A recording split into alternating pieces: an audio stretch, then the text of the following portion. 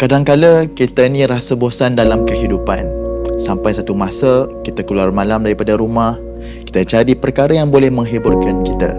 Akhirnya kita mula perlahan-lahan mencari apa erti hiburan dalam kehidupan kita. Apa yang merisaukan dalam kehidupan? Kita salah memilih cara kita berhibur. Bila kita salah memilih cara hiburan, akhirnya kita akan merasakan bebas dalam kehidupan.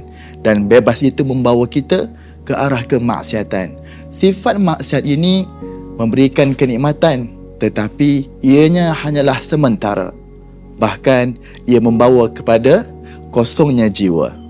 Adakah dibenarkan berhibur dalam Islam? Sudah pasti, dalam Islam hiburan diharuskan.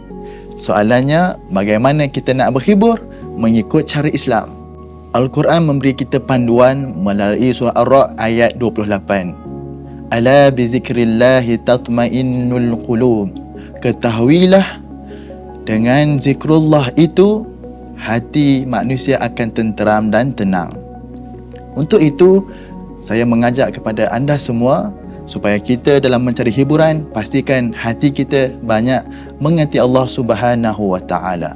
Peringatan, dalam kita berhibur, pastikan hiburan yang kita pilih itu tidak membawa kepada kemaksiatan. Ingat perintah Allah, wala taqrabuz zina. Janganlah kamu mendekati zina. Kayu ukurnya mudah, pastikan keseronokan yang kita pilih itu dia tidak membawa kepada jalan-jalan maksiat. Contohnya pergaulan bebas dan membawa kepada sentuh menyentuh.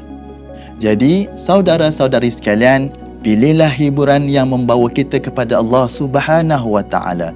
Elakkan jalan-jalan yang membawa kepada kemaksiatan. Pastikan hari-hari kita ini dipenuhi dengan berzikir kepada Allah Subhanahu wa taala. Pesanan. Pertama, ikuti cara berhibur yang sihat. Kedua, elak hiburan yang melampau. Ketiga, tidak menyokong cara budaya luar berhibur.